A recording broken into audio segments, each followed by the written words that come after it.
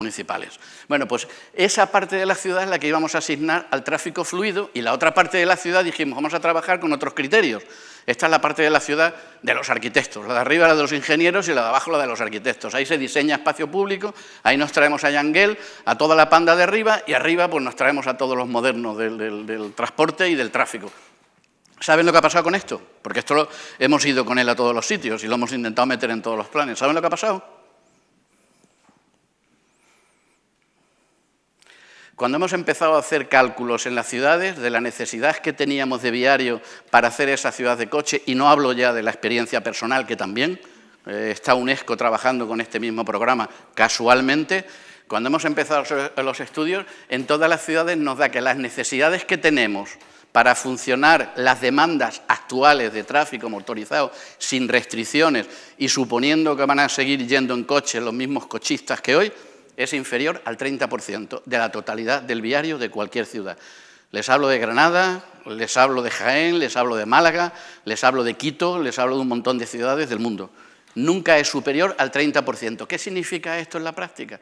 Que aquella hipótesis ambiciosa que teníamos de comienzo de empezar a trabajar con áreas, de transformar, recoger palabras muy bonitas que nos parecían entonces, recuperar la palabra calle, cuando empiezan a lanzarse todas las ideas de Gell, de convertir la vía en calle, un espacio donde juega la gente, aunque entre un coche, que puede ser tranquilamente el 70% de la ciudad. No hay ninguna ciudad donde no nos den estas cifras. Significa que nuestro miedo entonces era terriblemente tímido. ¿Pero qué significa esto, este gráfico tan tonto? Que este ya sí es nuevo, este es del año 2015. Significa que todo esto está muy cercano a la palabra espacio público, a la palabra espacio recreativo, a lo que nuestros planes generales recogen como zona verde, como datos internacionales del espacio mínimo que debe disponer cada ciudadano para disfrutar intercambio, cultura, interactuar, emociones, etc. El 70% del espacio, y aquí viene el término, del espacio viario de la ciudad, que no es el espacio viario, ojo, le hemos asignado espacio viario, es el espacio público de la ciudad,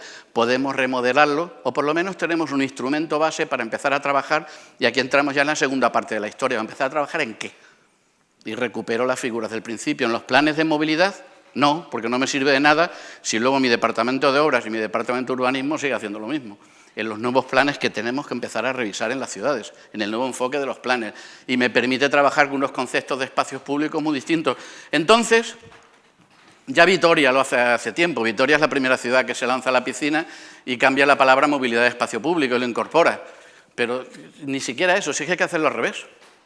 Si es que el plan debe ser de espacio público y movilidad. La movilidad es un invitado dentro del concepto territorial del espacio público. La movilidad, como el matrimonio, lo decíamos también antes, debe ser una opción y no una obligación. La movilidad debe ser una cosa que tú elijas y si quieres moverte para determinados circuitos, que no te veas obligado todos los días a recorrer, como mi amigo Carlos, 20 kilómetros para ir a trabajar. Es una verdadera locura. O 4 horas, como hace un habitante trabajador del centro de Lima. Entonces, vamos a empezar a no partir con el dibujo de la red viaria como soporte de la ciudad, sino reconocer en lo que hoy entendemos como red viaria el dibujo de la red de espacios públicos de la ciudad. Y a esa red de espacios públicos vamos a, y ahora les cuento muy rápido, lo he dejado para mañana, para el taller, el trabajo sobre esto que es más interesante, cómo lo hemos hecho operativo en planes. Lo que les estoy contando ya no es ciencia ficción. Ya lo hemos hecho en planes, está regulado y ya se ha convertido en normativa en algunas ciudades. Hay ciudades donde ya se está trabajando con lo que ahora les voy a esbozar muy deprisa, pero mañana en el taller se lo voy a explicar en detalle cómo lo hacemos. Cómo conseguimos aplicar la normativa para que el 70% de la ciudad pueda ser espacio público, aunque entre ocasionalmente un coche. Puede hacerse y yo creo que estamos en el comienzo de los siguientes 20 años. Y algunas estrategias rápidas. La primera conclusión es que hay que olvidarnos de ese tipo de planes con el que estamos trabajando. No sé cómo, pero no podemos tirarnos 5 años o 4 años haciendo un PGO. No podemos porque a eso van enganchadas muchas cosas que son importantísimas para el vivir cotidiano de las ciudades y para todos los procesos que la ciudad mantiene. Entonces, regla número 1, pues sí, vamos a reconocer las 2 velocidades.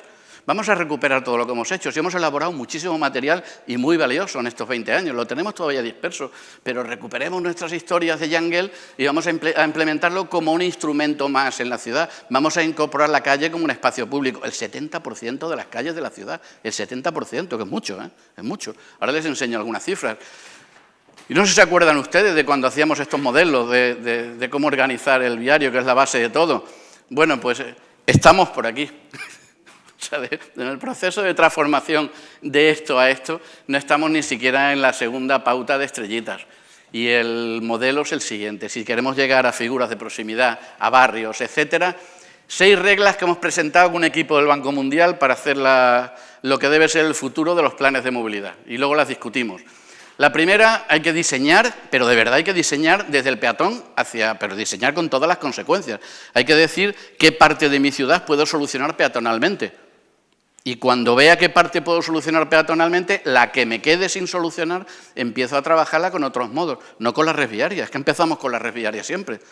Sé que es un modo de trabajo raro, pero es el que tenemos que empezar a cometer porque descubrimos que solucionamos más de la mitad de los problemas si empezamos a trabajar desde el peatón.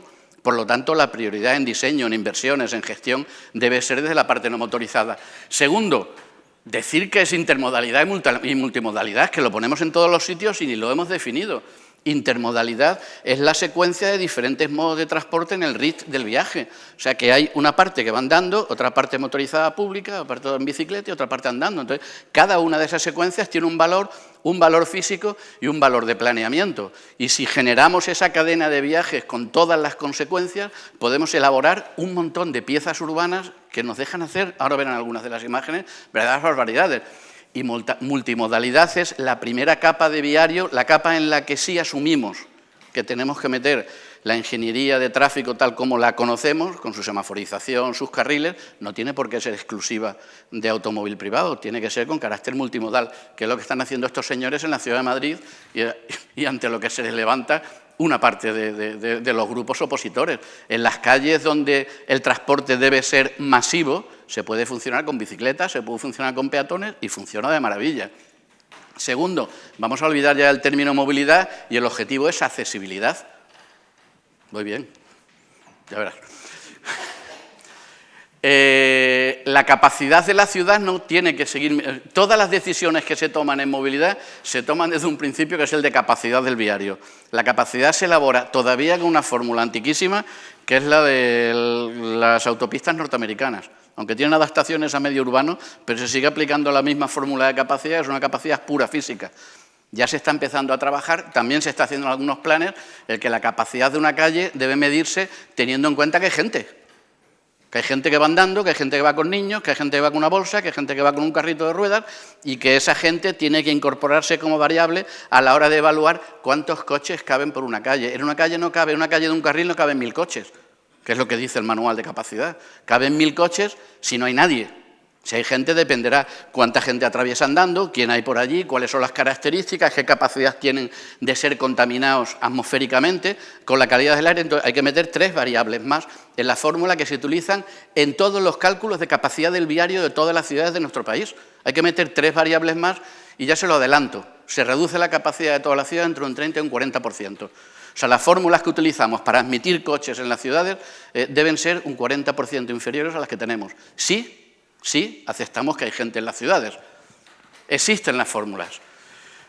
El barrio es la forma de medir la ciudad y eso ya hoy sí que no me da tiempo de verlo, pero lo veremos mañana. Cómo se recompone el mapa urbano a unidades funcionales en las que puedes trabajar con criterios de proximidad. Cómo convierto una ciudad que tiene unas distancias que son indigeribles en muchas pequeñas ciudades en las que hay distancias que son perfectamente manejables. Y por último, la calle.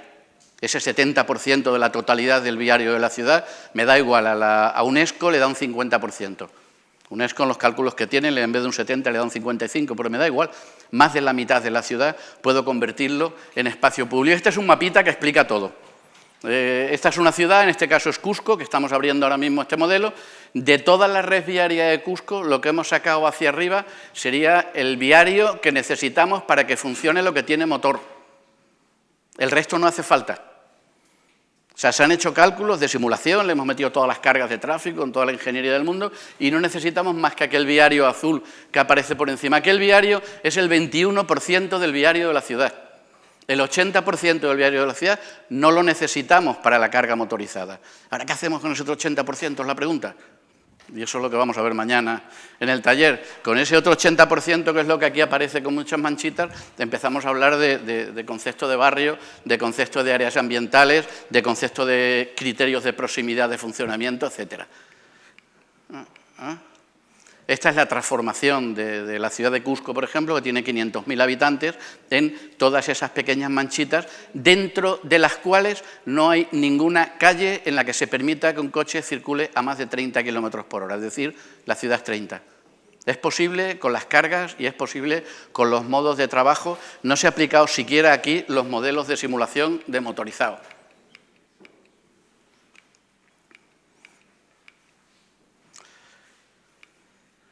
Yo, por si hay algún político, me voy a las 3 últimas diapositivas. Y es que tenemos que hacer ahora mismo la pregunta que nos hacen siempre. Muy bien, todo eso está muy bien. Si me pongo a hacer eso, se me acaba la legislatura, no tengo tiempo de acabarlo. Esto es muy bien para el próximo alcalde, para los próximos concejales. ¿Qué hago mañana con este tipo de historias? Y después de darle vueltas a muchas ciudades, hemos llegado a 3 conclusiones que son las que planteamos ahora mismo en cualquier sitio para todo el mundo. La primera, hay que volver a escribir la leyenda. Hay que volver a ilusionar a todo el mundo, hay que escribir la filosofía, los conceptos, la ilusión de lo que estamos trabajando. Hay que escribir totalmente la historia en su contexto. La segunda es hacer un milagro. O sea, en un año nadie hace nada y los planes impiden que se hagan cosas. Y si los planes son buenos y se cogen con cariño, los de los proyectos que vienen al final ya llegan para el siguiente alcalde. Bueno, estamos incorporando procesos de proyectos dentro del plan, que es lo que llamamos hacer un milagro. Hay que conseguir que en ese tiempo lo que se está empezando a llamar urbanismo táctico, por un lado, por otro los TOT, los DOT, que es meter proyectos antes de donde hasta ahora no lo aceptábamos, desarrollar procesos que ilusionen a la ciudadanía. Y hay proyectos cortos estratégicos, que además los recogen también todos los enfoques que funcionan. Y el tercero es elegir el campeón. Campeón puede ser persona o puede no ser persona, o puede ser institución, pero sí tiene que haber un líder en el proceso de cualquier estilo. Tiene que haber una visualización en la ciudadanía de todo lo que estamos haciendo, de forma que tengas un interlocutor. Hemos perdido el interlocutor ciudadano, pero sí tenemos que poner un interlocutor al otro lado de la mesa para que pueda hablar, que repito, que no tiene que ser una persona, puede ser un alcalde, puede ser un concejal, puede ser algún grupo ciudadano, en muchas ciudades ha funcionado con grupos externos, etcétera. Y me parece que me he quedado exactamente los 30 minutos, ¿no? Muchas gracias.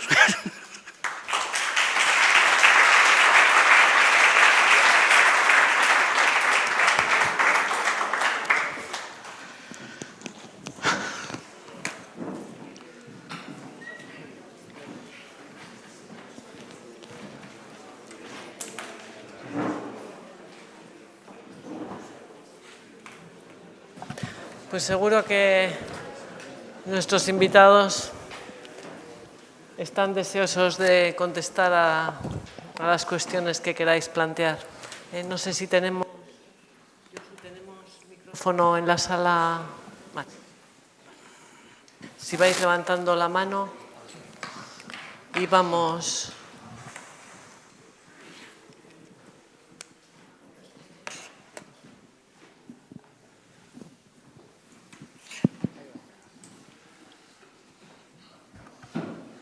¿Me permitís, mientras vamos reaccionando, una pregunta para Carlos? De estos ejemplos que has puesto tan atractivos de la Gran Vía y hablando de medio ambiente y del disfrute del espacio público, para los madrileños, ¿qué percepción tenéis de por qué razón pueden elegir más, o sea, pueden preferir esa opción de la Gran Vía peatonal? ¿Por medio ambiente, porque sí que parece que es un vial extremadamente contaminado, o por el disfrute del paseo y del espacio público? Es decir, ¿cómo de convencimiento por un lado y por el otro?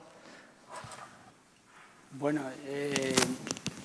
yo creo que es más por lo segundo, porque el tema medioambiental es a veces muy difícil de llegar a las conciencias ciudadanas. Parece que en esto del uso de los medios de transporte y de los desplazamientos, cualquier persona siempre busca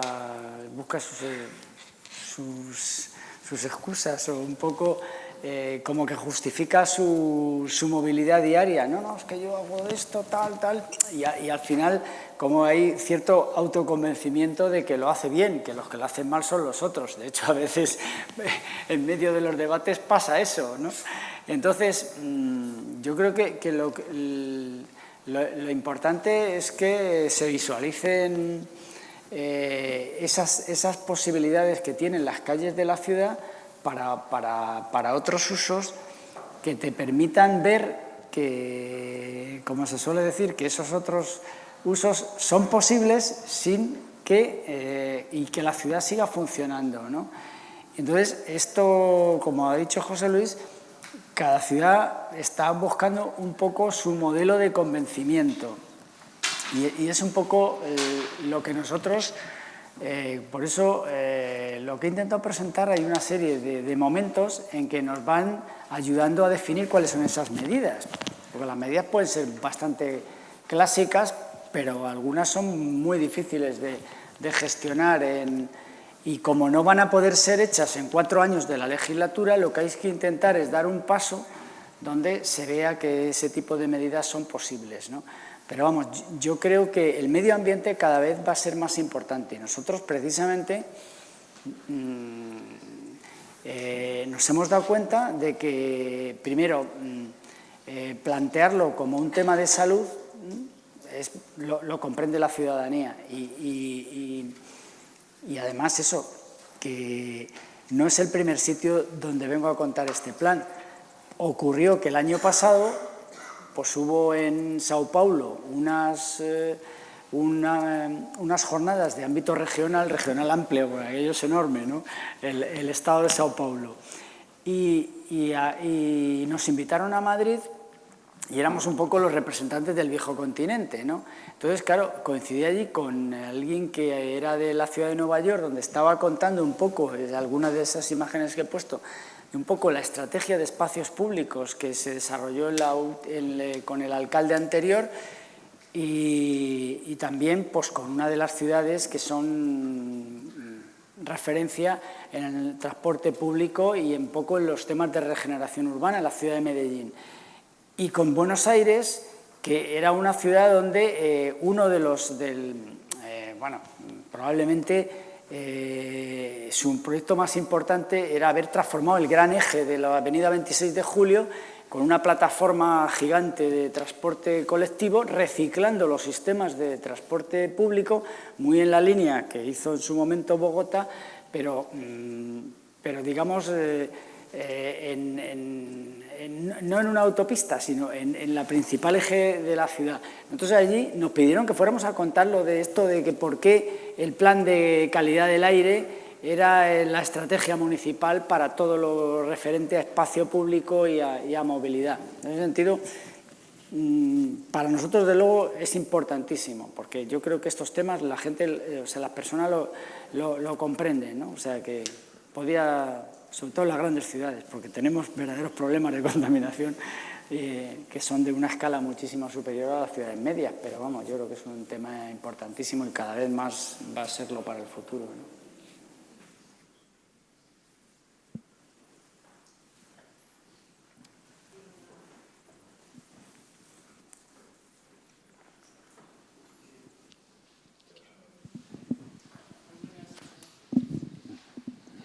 Bueno, arratsaldeon eta eskerrik asko bioi.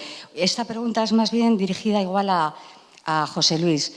Cuando has nombrado a la ciudadanía activa como la gran olvidada, me gustaría, si fuera posible, que trajeras a colación referentes positivos, ¿no? De convertir en una oportunidad, por ejemplo, pues cuando existe un movimiento ciudadano, colectivos ciudadanos que reivindican o que no están de acuerdo con una determinada medida de movilidad, ¿no? De transporte.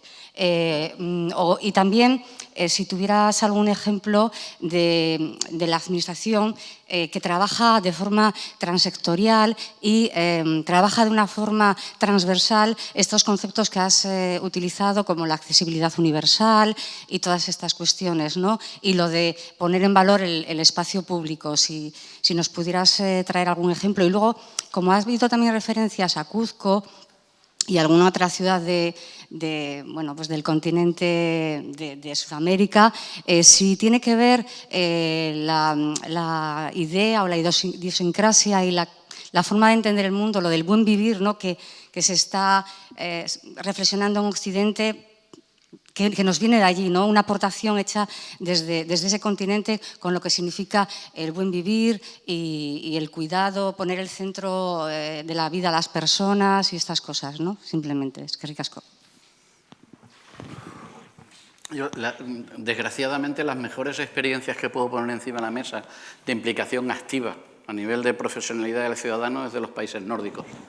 Viví muchos años en Holanda y la integración por parte de los servicios técnicos, por parte del sector político hacia el ciudadano, para conseguir que sean ellos los que codecidan en los proyectos y los que tomen decisiones junto al sector político, con algunas excepciones. Evidentemente se han hecho proyectos preciosos en España, en todo el arco mediterráneo. Se está empezando a trabajar en algunos países de Sudamérica, pero todavía a mucha distancia de lo que se estaba trabajando en los países del norte de Europa. La vieja participación ciudadana, entendida hoy, la tenemos todavía, creo, muy abandonado, y seguimos trabajando con el modelo de lo depuro lo mejor posible, con la mejor intención, y cuando lo tenga ya empaquetado te lo saco a la calle a ver qué opinas. Te lo explicaré con todo el cariño, intercambiaremos, recogeremos todas tus sugerencias, pero el paquete te lo envío yo desde dentro de la casa con su lacito puesto. Entonces, es muy difícil porque además, y más en un momento donde hay cierta crisis económica, es muy difícil asumir los costos económicos y en tiempo que supone una participación, una codecisión efectiva en un proyecto. Yo en esa línea no lanzo un mensaje positivo. Creo que tenemos que tomar decisiones positivas para el futuro. Creo que la siguiente fase que tenemos que empezar ahora era, yo no sé si lanzo algún mensaje negativo, no quería en absoluto, no era mi intención. Los próximos 20 años es corregir esa participación activa hacia el ciudadano como experto en el conocimiento de la ciudad y como experto en los procesos. Y si los arquitectos tienen que aprender a hablar el lenguaje del ciudadano, tendrán que aprender a hablar el lenguaje del ciudadano. Y si el ingeniero tiene que empezar a comunicar de otra forma, habrá que meter asignaturas en la carrera de ingeniería de forma que aprendan a hablar el lenguaje del barrio. Esa es una asignatura pendiente. La segunda pregunta era la cultural. Hay un componente de partida cultural que evidentemente marca unas diferencias entre todos los países, pero tenemos un elemento dominante que machaca todas las culturas y que hace que nos pongamos en horizontal, que es el automóvil. El patrón de ocupación, el patrón de modificación de hábitos, de modificación de distancia de nuestra vida, cuando el automóvil irrumpe, y en América todavía no ha irrumpido, cuando el automóvil irrumpe es exactamente igual en todos los sitios. Y digo no ha irrumpido porque el principal discurso que estamos lanzando en casi todas las ciudades es que su problema es el que va a venir. A nosotros todavía nos queda parte del problema por venir, pero en las ciudades americanas la motorización está entre un 100 y pico y un 200 y pico de vehículos cada 1000 habitantes. La cifra de estabilización en Europa son 300 largos, casi 400 en algunas ciudades. Es decir, solo el número de vehículos, ya no el reparto modal, solo el número de vehículos puede hasta triplicarse en casi todas las ciudades medias americanas. Visualicen ustedes, no he traído fotos porque he dicho que no iba a hablar de proyectos hoy, pero visualicen las fotos de cualquier atasco en un centro de Lima, en el centro de Quito, en el centro de México, cuando esas cifras de motorización se multipliquen por 3. Simplemente con eso. Ahí sí se nivela el patrón cultural. Hay gente que se tira 4 horas diarias, lo comentaba Carlos hace un rato, para ir al trabajo. En el entorno metropolitano de DF, que ya no se llama DF, se tiran hasta 4 horas diarias. 7 horas entre ida y vuelta, 8 horas.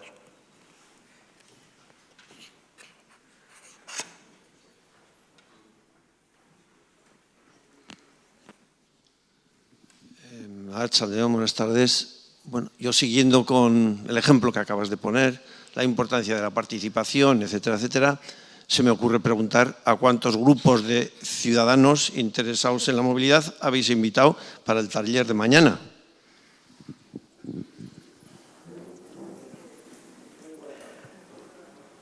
No sé si queréis.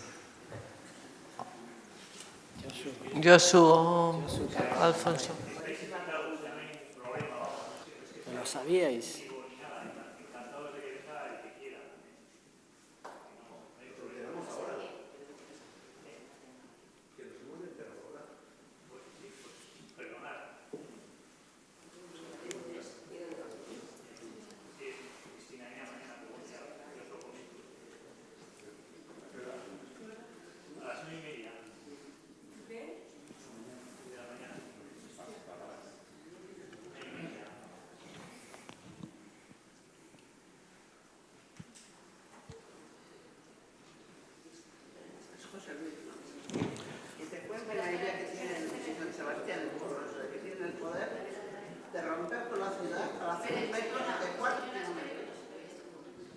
De 4 kilómetros. Que te digan, que te lo expliquen, a ver si lo puedes entender. Yo no lo entiendo. Que te lo expliquen, por favor. pues que como dice que la participación ciudadana, que aquí nos quieren poner un metro abordando toda la ciudad, incluso la playa de la Concha, 30 metros para abajo, para hacer 4 kilómetros de metro. La pasante del metro. Pero no nos han consultado a nadie. Incluso 9.000 firmas que se hicieron, el alcalde no las quiso recoger. Esa es la participación que hacen aquí ciudadana. Cuando hay muchísima gente que no quiere el metro para nada, porque no hace falta. Yo estoy en silla de ruedas y los servicios públicos de autobús son fastuosos de bien. Yo mañana, el viernes tengo que ir a la residencia, y yo me cojo mi silla y me voy a la residencia. Y donde me haga falta. O sea que... Y eso no quieren saber nada, de que la gente no está de acuerdo, de los ciudadanos. O sea, por eso me entraba la risa cuando estabas hablando de lo de la ciudadanía. Es que, pero bueno, pues aquí lo estamos viviendo ahora, en este momento. Sí, O sea, que te pongan al día lo que van a hacer. Sí, Esta señora ya sabrá algo. si me permites... Gracias. A ver, ya me ha pasado alguna otra vez que presentando proyectos diferentes hay personas que están interesadas en el tema que tú sacas ahora mismo, que es el del metro, y de alguna forma yo en este caso voy a actuar, o me parece lo mismo que he dicho otras veces. Yo no tengo ningún inconveniente en que al acabar la charla y al acabar las preguntas de los que estamos aquí, yo me quedo y explico con los que se quieran quedar y debato con los que se quieran quedar el proyecto de metro. Pero creo que ahora el momento estábamos hablando de otros temas relacionados con el medio ambiente, entonces no quisiera interrumpir esta conversación y el tener aquí a Carlos y a José Luis con ese problema. Perdón. Ahora, yo al final de la sesión, si queréis, nos quedamos aquí hablando. No es justo con nosotros, que no conocemos el proyecto, que traigan a la sala un problema concreto y que nos lo pregunten, pues nos ponen en una situación que no sabemos de qué hablar. Como has comentado que tenemos derecho, la ciudadanía, Efectivamente. Y también he dicho, hay que mirar, esto funciona en positivo y hacia el futuro. En muchas ciudades hemos cometido errores de planteamientos y lo que hay que hacer es diseñar bien. Ese es el problema. Bien.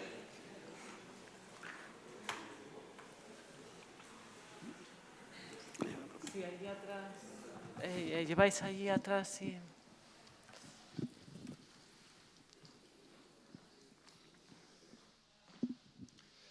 Insistiendo sobre el mismo tema, aunque desde un punto de vista distinto, es una pregunta si en una ciudad del tamaño de San Sebastián tiene sentido el establecer un metro subterráneo simplemente para mover la estación 400 metros hacia el centro y añadir una estación más en la línea, hacer un metro de 4 kilómetros subterráneo atravesando toda la ciudad.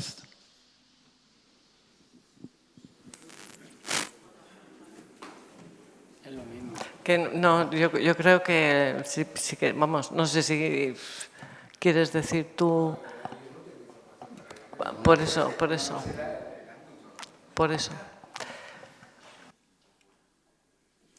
Con todo el cariño no le podemos responder a eso, porque no tenemos ninguna información, no conocemos, son proyectos muy complejos y evidentemente no se toman a la ligera las decisiones, pero necesitaríamos tener muchos meses de estudio para poder decir algo.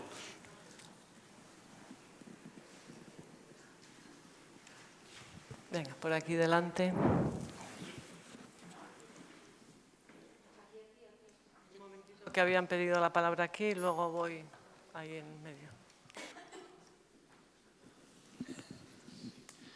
Aprovechando que es la primera vez que he visto hoy en la ciudad un Tesla, hasta ahora no había visto ninguno en Donosti.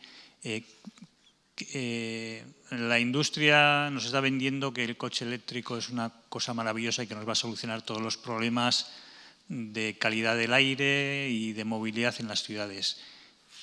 Desde vuestro punto de vista, ¿qué papel puede jugar este tipo de tecnología? Bueno, yo Le he dicho acá a José Luis que me la deje, porque yo en estos temas, pues desde hace 2 años, pues como digo, me ha tocado recibir a todo lo que se mueve de la industria del automóvil y del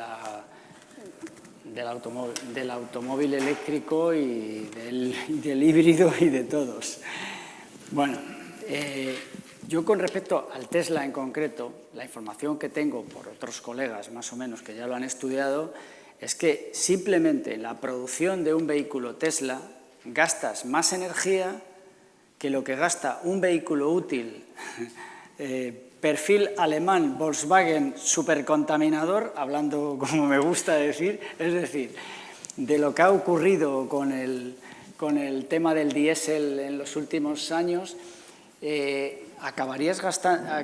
gastas más energía en producir ese vehículo por los componentes que tiene que lo que contaminaría a lo largo de la vida útil un vehículo diésel prácticamente. Quiero decir que es muy poco sostenible, en concreto el vehículo Tesla. Sobre todo con las altas prestaciones y con el diseño del material, digamos, ¿no?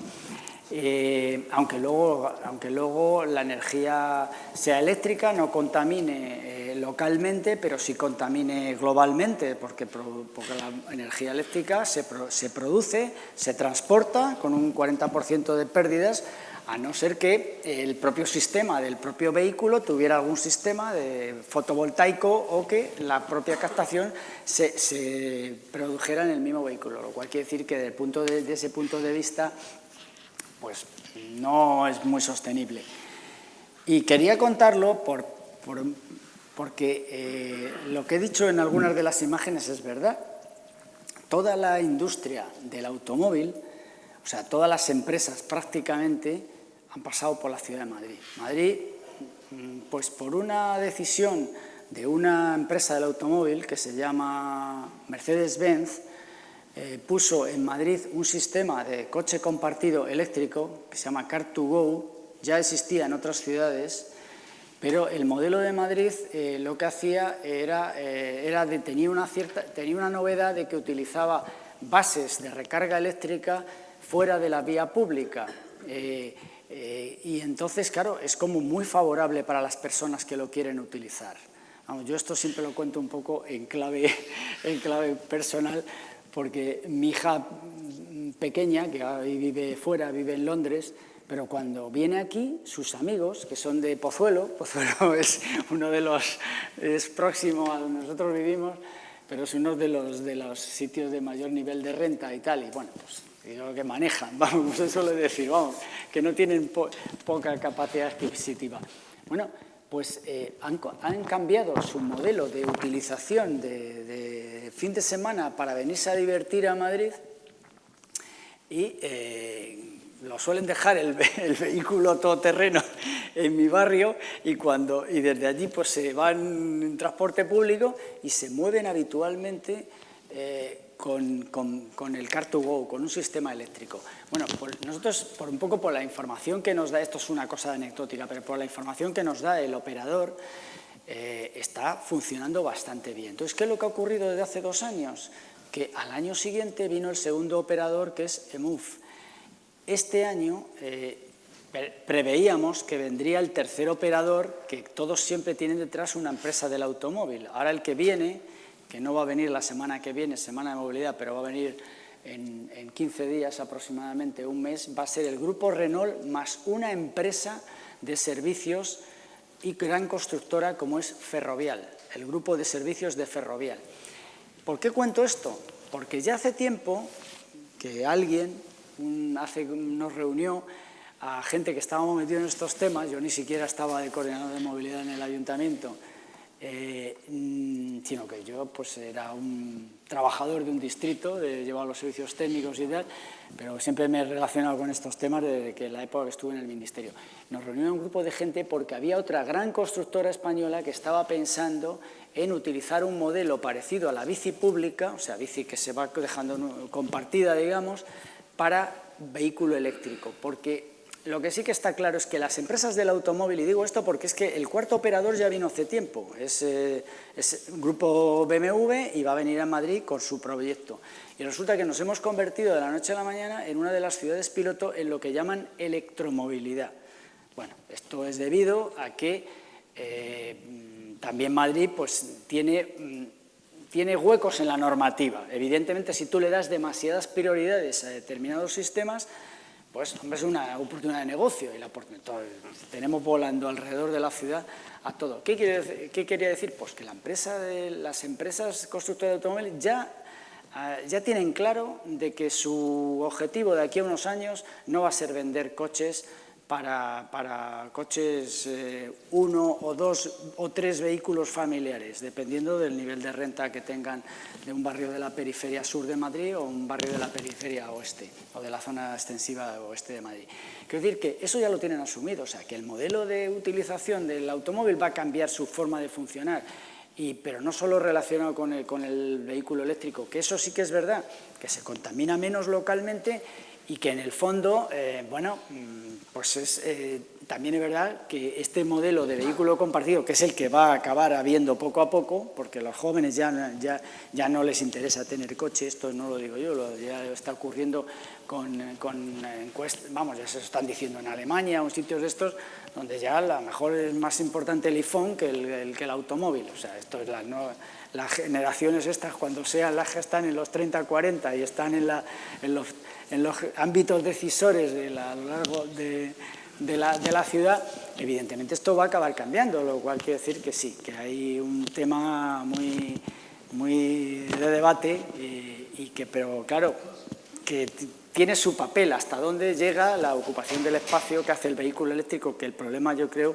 que la ciudad básicamente es un problema de contaminación, pero es un problema de espacio y la contaminación es global y por lo tanto pues hay que tener las cuentas echadas. Me he enrollado un poco para que veáis un poco por dónde van los temas en este momento y bueno, pues lo mismo que ha pasado con el debate con el vehículo eléctrico, como he dicho, han empezado a llegar las motos eléctricas compartidas a la ciudad, ya hay 4 operadores y ahora en una semana empiezan a llegar las bicis eléctricas compartidas, que es el modelo este que he contado, en el cual pues, hay grandes empresas como Amazon, Alibaba y grandes operadores chinos, básicamente. Pues esto está un poco relacionado con todo el comercio y dónde se producen los productos. Pues algo parecido va a ocurrir en los centros de las ciudades con las bicis, que va a haber muchas bicis a disposición de cualquier ciudadano, con lo cual los espacios públicos peatonales empiezan a tener problemas y demasiados, ¿cómo se dice? Los que lo quieren, ¿no? Ocupar, ¿no? Ahí en medio, sí. Perdona, Carlos, decías, las bicis eléctricas en free floating llegan a Madrid ya, o sea, ¿a Madrid te refieres o llegan en general? Van a ser eléctricas, van a ser con... Sí, pero ¿hablas de Madrid en concreto o en general? No, esto es un tema que está llegando a todas las ciudades europeas. Van a empezar por las grandes ciudades, y de hecho ya han empezado en algunas, pero por ejemplo en Italia ya han entrado a lo grande, en Roma, en Florencia y en Londres ya han entrado también hace un mes. O sea, que acabarán viniendo a todas las ciudades. ¿Por qué? Porque en el fondo este tema de la movilidad compartida va a estar a la orden del día, o sea, que es que va a ser cada vez más presente en la ciudad. Muy buenas. Yo simplemente quería, a ver si nos podíais mencionar 3 ejemplos de ciudades a nivel del Estado y a nivel europea, como ejemplo modelo en todo eso que estamos hablando de movilidad sostenible y ciudades para las personas. Gracias. Esto es duro, ¿eh? Pero bueno. Dices Alfonso, las tiene más actualizadas. A ver, Alfonso, ¿qué querías hablar? En el mundo de la bici hablábamos de Houten en Holanda, que era una de las que llegó a regular desde la bicicleta. Desde el peatón estamos empezando. O sea, sistemas urbanos peatonales están empezando a arrancar en los planeamientos urbanos.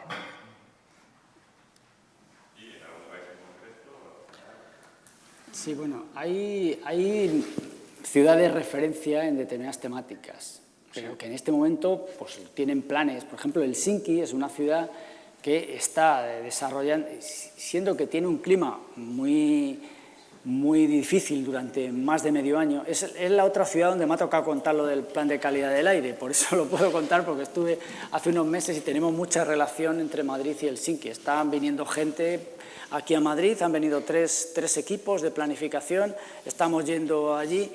Pues Helsinki está desarrollando un modelo un poco de nueva movilidad a la demanda, de tal forma que no tratando de desarrollar mediante sistemas de transporte colectivo clásicos, sino que sea un sistema de transporte más flexible, a veces que te permita, pues eso, utilizar las nuevas herramientas de comunicación a la hora de utilizar el sistema de transporte colectivo. Va a ser una mezcla entre colectivo y compartido, digamos, por el tipo de la escala. Bueno, y luego, bueno, pues todo el mundo conoce lo de Copenhague. Se dice muchas veces, aunque a mí me ponen a caldo cada vez que saco la ciudad de Copenhague y como ejemplo de una ciudad, o Ámsterdam, porque se utiliza mucho la bicicleta. A mí me pone a caldo en Madrid porque dicen que queremos hacer el mismo modelo de Copenhague en la movilidad ciclista de Madrid, pero lo que sí que es verdad que en este tipo de ciudades la movilidad autónoma se anda mucho en el centro, en el área central de Copenhague. Evidentemente es un área muy peatonal, es un espacio muy peatonalizado, se mueve mucho en bicicleta en toda la ciudad, hay grandes infraestructuras y están interconectadas con sistemas potentes toda la ciudad, pero también se utiliza mucho el automóvil, eso siempre lo hemos dicho. Ciudades como Ámsterdam, que tiene un porcentaje de viajes en bicicleta muy grande en el reparto modal, también tiene mucha más utilización de automóvil que nuestras ciudades, porque son modelos mucho más extendidos y nosotros todavía tenemos la ciudad más compacta, ¿no? Entonces, bueno, son en espacios concretos, pero también Zúrich es una referencia en transporte público, pues tiene unos sistemas colectivos muy potentes, pero claro, son distintos tipos de urbanización que en muchos casos de forma urbana, digamos, que se relaciona un poco con las ciudades más mediterráneas, ¿no? Yo se me voy a atrever. Te voy a decir una ciudad y además española, no por los resultados, sino por el proceso. Y te voy a hablar de mi ciudad, de Granada. En Granada tenemos hoy 400 hectáreas de ciudad en la que no está permitido la entrada de un vehículo ajeno al barrio. Y cuando empezamos con todo esto, que desgraciadamente, esta es la parte negativa de la historia, son 20 años, teníamos pues entre 3.000 y 4.000 vehículos la hora en el Albaicín, en el centro del Albaicín. O sea, las transformaciones, yo creo que lo interesante es el proceso, por eso insisto tanto en que no hemos terminado nada, en que estamos empezando una etapa y que lo que tenemos que empezar a ver, y se lo digo a ustedes con todo el cariño, lo que tenemos que empezar a ver es cómo hacemos el siguiente proceso que viene ahora e incorporarlo todo como una fase. Yo creo que procesos sí ha habido interesantes y el que nadie levante la mano en la sala, aunque todo el mundo sea de una determinada tendencia en cuanto a la movilidad, cuando hemos hablado de automóvil, hace 20 años que también estábamos aquí, sí había manos que se levantaban, unas cuantas. Entonces, sí se han hecho cosas en procesos y ha habido transformaciones que los que estamos desde dentro nos cuesta verlas, pero sí ha habido cambios sustanciales en muchas ciudades. En Bilbao, Vitoria ha tenido unos cambios fuertes. Yo creo que en España, en el arco mediterráneo, en algunas ciudades italianas, han habido cambios muy sustanciales. Y San Sebastián, Cañabate. San Sebastián es la primera que he dicho, chico. Es una broma. Vamos a ver, yo a esa pregunta cuando me la hacen en Latinoamérica, ¿cuáles son? Y te digo, depende de qué tamaño quieras. Si es un tamaño de ciudad media, no te muevas de España, vente a San Sebastián y a Vitoria, porque en San Sebastián y Vitoria se han cometido errores, pero hay una experiencia que se puede mostrar como referencia. Pero yo quería hacer una pregunta que es un poco tirón de orejas a un discurso que yo sé que ha sido provocativo y por eso creo que te vas a defender bien, José Luis, cuando has criticado el planeamiento, ¿no? El Plan General de Urbanismo. A mí me parece que ese discurso, desgraciadamente, no se hace como tú lo has hecho provocando, sino que se está haciendo creyéndoselo a algunos responsables políticos. Es decir, el planeamiento urbanístico, la forma de entendernos cuál es nuestra idea de ciudad, se ha convertido en un procedimiento técnico que ya no vale. Ese es el discurso que a mí me parece muy peligroso, porque parece que entonces No hay que tener un modelo de ciudad, no hay que tener una idea, una visión de lo que queremos en la ciudad, y se transmite no solo al urbanismo, se transmite a la planificación de la movilidad, a la planificación medioambiental, etcétera. Entonces, parece que ya no suena bien, hagamos un plan. Bueno, pues llamémosle lo que queramos, llamémosle con otra palabra que no sea maldita, pero hagamos un proyecto de ciudad y tengamos claro hacia dónde vamos. Y pensemos que efectivamente lo que nos impulsa como ciudadanos hacia un destino es crear unas ideas comunes que podamos poner sobre la mesa, discutirlas y llevarlas a término. Yo no sé qué hacen los alcaldes de Londres, pero cada vez que llega un nuevo alcalde de Londres aparece a los pocos meses la estrategia de transporte del alcalde de turno. Y tiene ahí un desarrollo perfectamente establecido de qué es lo que quiere hacer en esa legislatura, en qué dirección tiene que ir. Hay un debate ciudadano y se va desarrollando. Entonces, yo creo que no tiremos piedras contra el propio tejado de hacer una ciudad desde una perspectiva ciudadana. Porque si no hacemos entre todos la ciudad, la van a hacer los que han estado haciendo tradicionalmente la ciudad, que son las fuerzas del mercado y las fuerzas de los poderosos. Entonces, el planeamiento tiene la virtud de poder equilibrar las fuerzas. No tiremos eso, como se decía antes, al niño con el agua sucia, ¿no?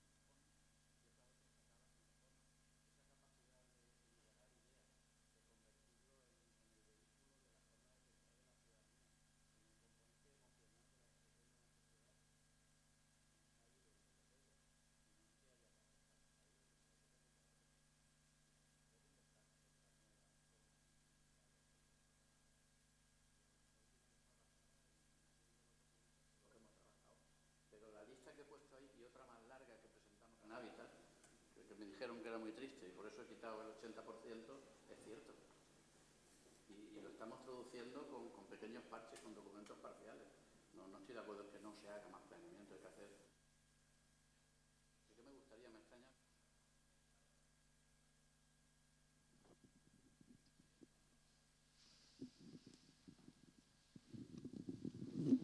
En este momento que se habla tanto de la participación, se habla mucho de la participación. Aquí también tenemos unos dirigentes que todo hacen a base de participación, pero luego a la hora de la verdad, todo hacen con la hoja en el sentido vertical, totalmente. Hay 3 proyectos ahora que eso nos va a costar dar la vuelta a la leche.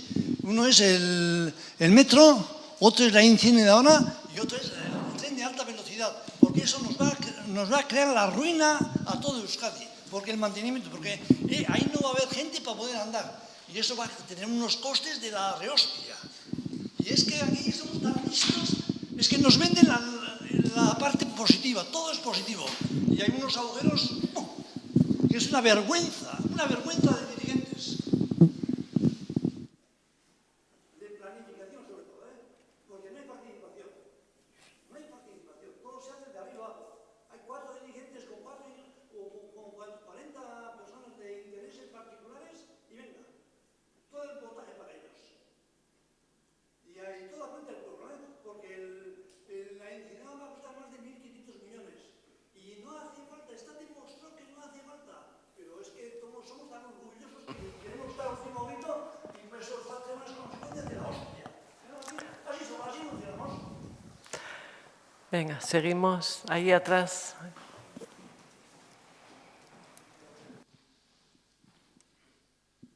Hola, buenas tardes. Bueno, me ha parecido muy interesante, pero bueno, yo creo que hay un punto que habéis hablado de muchos proyectos, muchos planes, muchas ideas, pero yo he echado a faltar que hicieseis más incidencia en concienciar a la gente, en sensibilizar y, en definitiva, en educación ambiental.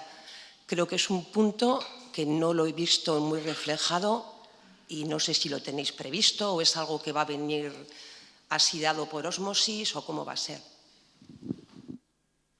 Bueno, si quieres, bueno, yo tengo esto. Si quieres yo te contesto. Bueno, a mí me parece importante lo de que haya estrategias que se apoyen con medidas de educación ambiental. Entonces, de hecho, suelen ser las más demandadas, aunque en muchos casos llevan un proceso lento. Vamos, en Madrid en concreto, las medidas donde se implican a las personas